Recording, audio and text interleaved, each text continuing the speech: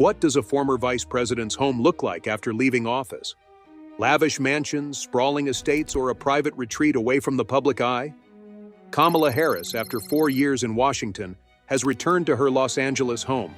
But that's not the only real estate move sparking speculation. With talks of a luxury apartment in Manhattan, could she be preparing for another chapter in politics? Will she remain in California, or is New York her next base for influence? And what does her choice of home reveal about her future ambitions? Let's get into details. Kamala Harris's time as vice president may have ended, but her impact on American politics remains significant. As she transitions into post-vice presidential life, her choice of residence offers a glimpse into what lies ahead. While some former leaders retreat into private life or establish new political bases, Kamala has returned to familiar ground, her Los Angeles home in Brentwood. This move is both practical and symbolic, reflecting her deep-rooted ties to California and her potential plans for the future. During her tenure as vice president from January 20, 2021 to January 20, 2025, Kamala Harris lived at No. 1 Observatory Circle, the official residence of the Vice President of the United States. The stately Queen Anne-style home, located on the grounds of the United States Naval Observatory in Washington, D.C., has housed vice presidents since 1974. While it lacks the grandeur of the White House, it remains a significant political residence, offering security, privacy, and a connection to history. Kamala and her husband, Doug Emhoff, moved into the home in April 2021 after renovations delayed their transition. Despite the residence's historical significance, it was never intended to be a permanent home. As her term ended, Kamala had to decide what came next. Unlike some political figures who purchase lavish estates after leaving office, Kamala's real estate choices have always been measured and purposeful. She has owned multiple properties over the years, each serving a specific function rather than reflecting extravagance. One of the most notable is her Brentwood residence in Los Angeles, which has now become her primary home once again. The property, originally purchased by Doug Emhoff in 2012 for approximately $2,700,000, is a comfortable and well-appointed house located in one of the city's most desirable neighborhoods. Its location offers both privacy and accessibility, making it a fitting retreat for someone adjusting to life after Washington. Kamala's return to Brentwood is not surprising given her long-standing ties to California. Before becoming vice president, she built her career in the state, serving as District Attorney of San Francisco, Attorney General of California, and later as a United States Senator. While she spent significant time in Washington, D.C., during her Senate and vice presidential years, California remained a central part of her identity. The Brentwood home represents more than just a place to live. It is a return to the state where she first made her mark. Despite its advantages, the move has not been without challenges.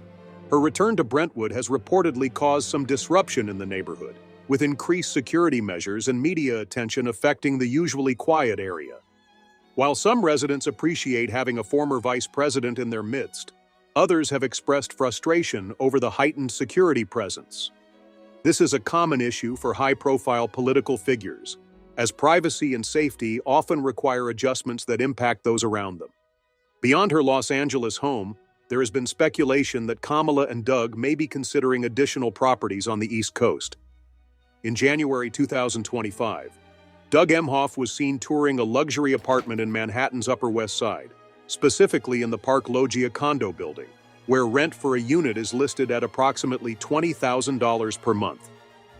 This has led to questions about whether the couple intends to split their time between Los Angeles and New York City. Given that Doug's daughter, Ella Emhoff, resides in Brooklyn, a home in Manhattan would allow them to be closer to family, while also providing Kamala with a base in one of the country's most politically and economically influential cities.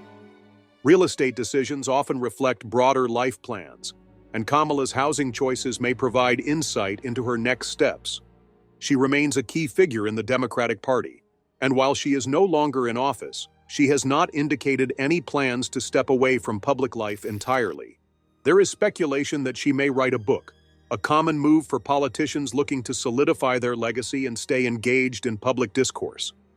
Many believe she could also be positioning herself for future political opportunities, whether in California or on the national stage. Some have even suggested that she may run for governor of California in 2026 or make another bid for the presidency in 2028. For now, her focus seems to be on re-establishing herself in familiar surroundings while exploring her options. Her return to Brentwood signifies stability, a place where she can reflect on her time in office and prepare for the next phase of her career. Whether she chooses to remain in Los Angeles long-term or expand her presence to the East Coast, one thing is clear: Kamala Harris's influence in American politics is far from over. Her choice of home may offer a temporary retreat, but it is unlikely to be the final chapter in her public life. Returning to Los Angeles after serving as vice president marks a significant shift in Kamala Harris's life. While #1 Observatory Circle was an official residence tied to the office, her Brentwood home is a personal retreat, one that reflects both her past and potential future. The transition from a government residence to private life comes with adjustments, both in routine and in public visibility. However, Kamala has always been a figure who adapts quickly to changing circumstances, and this phase is no exception. During her time in Washington, D.C., Kamala's real estate choices were shaped by practicality. When she was elected to the Senate in 2016, she purchased a condo in the city's West End neighborhood for approximately $1,780,000. The two-bedroom, two-bathroom unit was located in a luxury building with high-end amenities, but compared to the lavish homes of many longtime senators, it was relatively modest. Its location provided her with easy access to Capitol Hill while offering privacy and security. The condo served her well during her years in the Senate, but once she assumed the role of vice president, it was no longer necessary. She sold the property in 2021 for nearly $2 million, marking the end of that chapter in her Washington life. Her decision to return to Los Angeles instead of remaining in Washington aligns with her long-standing ties to California. Before her tenure as vice president, Kamala was deeply involved in the state's legal and political landscape. She served 2 terms as California's Attorney General, during which she gained national recognition for her work on criminal justice reform and consumer protection. Prior to that, she was the District Attorney of San Francisco, making history as the first woman and first African American to hold the position. These roles established her as a key figure in California politics, and despite spending 4 years in Washington, she has never been fully detached from the state. The Brentwood home that she and Doug Emhoff now occupy was originally purchased by Doug in 2012, years before Kamala's national political rise. The property, which cost approximately $2,700,000 at the time, is a well-appointed but not overly extravagant residence. Brentwood is known for its tree-lined streets, upscale homes, and quiet residential atmosphere, making it a popular choice for high-profile individuals seeking privacy. Unlike the grand estates in Beverly Hills or the beachfront mansions in Malibu, Brentwood offers a more understated version of luxury, something that seems to align with Kamala's approach to real estate. Despite its exclusivity, Kamala's return to Brentwood has not gone unnoticed. Her presence has brought heightened security measures, including an increased police presence and restricted access in certain areas near her home. This has reportedly led to mixed reactions from neighbors, some of whom appreciate the prominence she brings to the area, while others have voiced concerns about disruptions to daily life. This is not an uncommon issue for public figures who choose to reside in residential neighborhoods, as security requirements often extend beyond their immediate property. Beyond Los Angeles, there has been growing speculation about whether Kamala and Doug will establish a second residence on the East Coast. In January 2025, Doug was seen touring a luxury apartment in Manhattan's Upper West Side, fueling discussions about a potential move. The building, Park Loggia, is known for its high-end amenities, including a fitness center, a rooftop lounge, and 24-hour concierge services. Reports indicate that the unit they were considering is listed at approximately $20,000 per month in rent. While it remains unclear whether they plan to move forward with this rental, the possibility suggests that they are open to maintaining a presence in New York. A move to New York would make practical sense for several reasons. Doug's daughter, Ella Emhoff, lives in Brooklyn, making a Manhattan residence a convenient option for family visits. Additionally, New York serves as a major hub for political and business networking, offering Kamala opportunities to remain engaged in public affairs even outside of elected office. Many former government officials, including past presidents and vice presidents, have maintained residences in the city due to its strategic advantages. If Kamala were to pursue opportunities in academia, public speaking, or consulting, being based in New York could be beneficial. Her future in politics remains a topic of widespread discussion. While she has not announced any immediate plans for another campaign, speculation about her next steps continues. Some political analysts believe she may be positioning herself for a gubernatorial run in California in 2026, given her strong ties to the state. Others suggest she could be laying the groundwork for another bid for the presidency in 2028. Writing a book is another possibility, as many politicians use memoirs as a platform to reflect on their experiences and stay relevant in political discourse. If she does choose to run for office again, her real estate decisions could play a role in shaping her public image. In American politics, personal wealth and property ownership have long been points of discussion. Some politicians are scrutinized for owning multiple luxury homes, while others are praised for maintaining a more modest lifestyle. Kamala's real estate history positions her somewhere in the middle. She owns valuable properties but has not accumulated an excessive portfolio. Her choices reflect a balance between comfort, practicality, and security, which aligns with the image she has cultivated throughout her career. While Kamala's immediate focus seems to be on settling into post-vice presidential life, her next steps will likely become clearer in the coming months. Whether she remains in Los Angeles full-time, expands to New York, or explores other opportunities, her influence in American politics is far from over.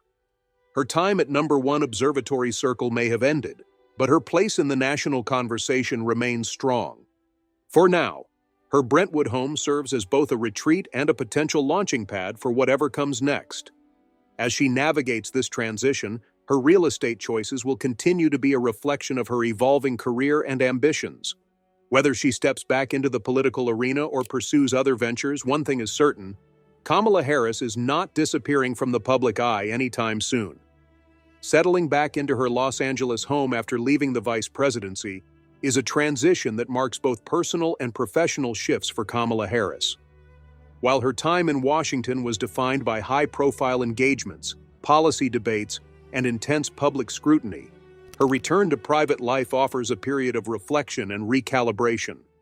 However, for someone like Kamala, who has spent most of her career in the public eye, this transition is unlikely to mean stepping away from influence altogether. For many former vice presidents, leaving office does not mean retreating from public life.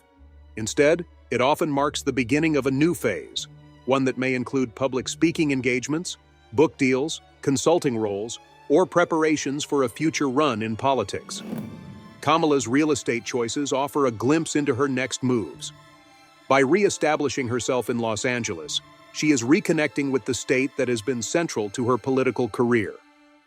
At the same time, the speculation around her potential presence in New York suggests that she is keeping her options open for new professional opportunities. Los Angeles has long been a power center for politics, entertainment, and business, making it a strategic home base.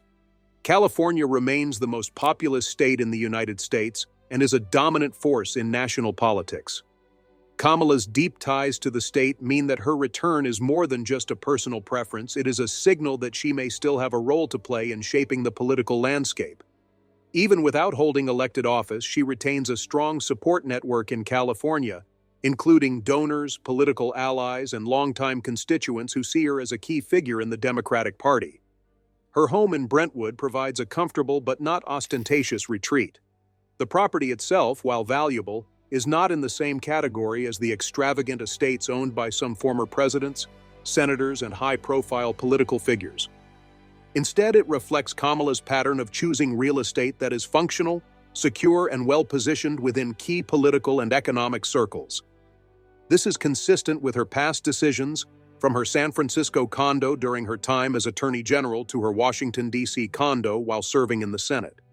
While California remains central to her identity, the ongoing discussions about a possible move to New York indicate that Kamala and Doug Emhoff are considering an East Coast presence as well. If they follow through with securing an apartment in Manhattan, it would allow them to remain connected to another major political and financial hub. The move would make practical sense, especially considering Doug's professional connections and the fact that his daughter Ella lives in Brooklyn. New York is also home to many political figures who maintain a presence there for networking and strategic positioning. If Kamala is indeed planning a return to public service or exploring other leadership roles, being in both Los Angeles and New York could be advantageous. Many politicians diversify their post-office activities, working in academia, law, or nonprofit organizations while keeping their political influence alive. Having a home in both cities would allow Kamala to navigate different spheres of influence, from California's progressive political base to New York's financial and media power centers. Even outside of political ambitions, New York offers a range of professional opportunities. Many former government officials take on roles in think tanks, advocacy groups, or corporate advisory boards. If Kamala chooses to write a book about her experiences as vice president, a publishing deal could also tie her to New York, where the publishing industry is centered. In the years following their time in office, many public figures use books to shape their legacy, clarify their political positions, and remain relevant in national conversations. Given her history of public service and advocacy, it would not be surprising if Kamala took a similar route. While she remains relatively private about her next moves, the public interest in her real estate choices reflects a broader curiosity about her future. Political figures at her level rarely fade into obscurity, and her presence in Los Angeles or potential expansion to New York will likely be viewed through the lens of what it means for her career. Whether she chooses to take on a leadership role in an organization, return to government service, or explore a different avenue entirely, her housing decisions will continue to be a reflection of those choices. For now, her primary focus appears to be settling into her Brentwood home and adjusting to life outside of the vice presidency. However, the heightened security presence around her residence and the ongoing speculation about her future indicate that she is still a figure of considerable influence. Whether or not she makes another run for public office, her real estate decisions suggest that she is positioning herself to remain engaged in national affairs. As history has shown, the transition from high office to private life is rarely a straightforward path. For someone like Kamala Harris, whose career has been built on breaking barriers and shaping policy, the next steps may not be fully clear to the public yet. However, her movements, where she chooses to live, where she chooses to spend her time, will offer important clues about what comes next. Whether she stays in Los Angeles, expands to New York, or explores other opportunities, one thing is certain: her influence is far from over. As Kamala Harris settles back into private life, the question remains: what's next? Leaving the vice presidency is not the end of a political career for many figures at her level. It often signals the beginning of a new phase, one that involves shaping legacies, staying engaged in national discussions, and preparing for potential future roles. While some former vice presidents quietly step away from public life, others remain active in politics, business, or advocacy. Kamala's choices, where she lives, how she spends her time, and what causes she champions, will be closely watched in the coming years. Her return to Los Angeles is significant, not just in terms of personal comfort, but also in maintaining her connection to California's political scene. As a former attorney general and senator for the state, she has strong relationships with key figures in the Democratic Party, as well as a network of supporters who have backed her throughout her career. While California has a deep bench of political leaders, Kamala remains one of the most well-known, and her presence in the state suggests that she may not be stepping away from politics entirely. However, a return to elected office is not the only possibility. Many political figures use their post-office years to influence policy in other ways, whether through nonprofit work, academia, or advisory roles. Given Kamala's experience with criminal justice reform, voting rights advocacy, and foreign policy, she could take on a leadership position in an organization focused on one of these areas. Some former government officials transition into global advocacy roles, working with international institutions or think tanks to address major issues. Others return to legal work, teaching at universities, or leading research initiatives on policy. One option that seems highly likely is that Kamala will write a book. Most high-profile political figures publish memoirs or policy books after leaving office, both to shape their legacy and to remain engaged in public conversations. Given the historic nature of her tenure as the first female vice president, as well as the first African American and South Asian American to hold the position, a book could serve as both a reflection on her time in office and a statement on her vision for the future. Many former vice presidents and presidents use books as a platform to test public interest in their potential candidacy for future elections, meaning that if Kamala were to consider running for office again, a book would be a natural step in that process. If she is indeed laying the groundwork for a future campaign, whether for governor of California in 2026 or another presidential run in 2028, her real estate decisions could play a role. Politicians often establish residences in strategic locations to maintain a presence in key voting regions. California would certainly be a strong base for Kamala, given her deep political roots in the state. However, if she were to re-enter national politics, maintaining a presence on the East Coast, potentially in New York, could also be advantageous. The ongoing speculation about a Manhattan apartment suggests that she is considering multiple options. New York is not just a political hub, it is also a center for media, finance, and publishing, all of which could be useful for Kamala as she navigates her next chapter. Many former government officials take on roles in news commentary, joining networks as analysts or contributors to remain part of political discussions. While Kamala has not indicated any interest in media roles, having a home in New York could provide opportunities to stay connected to influential figures in both politics and business. Regardless of whether she expands her real estate portfolio, Los Angeles remains the strongest indication of where she sees her long-term future. The Brentwood home provides a stable base where she can recalibrate after 4 years in Washington, D.C., while remaining connected to the state that launched her career. The security measures and increased media attention surrounding her return suggest that she is still very much a public figure, even if she is no longer in office. Doug Emhoff's role in this transition is also worth noting. As the first-ever second gentleman, he carved out a unique space during his time in Washington, using his platform to advocate for legal and social issues while supporting Kamala's career. Now that she has left office, his professional moves may influence their future plans.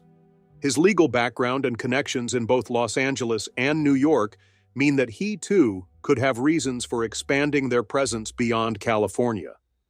His interest in a Manhattan apartment aligns with his previous work in corporate law, as well as his daughter's residence in Brooklyn. Whether this results in a permanent move remains to be seen.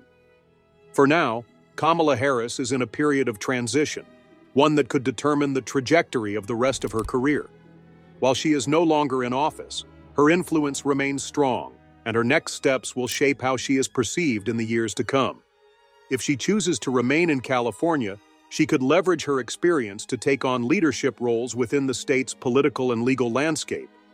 If she expands to the East Coast, she could position herself for broader national or global opportunities.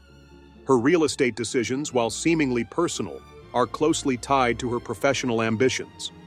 Where she chooses to live will influence the circles she moves in, the networks she builds, and the opportunities she pursues. As with any former high-ranking official, these choices will be analyzed as potential indicators of her future plans.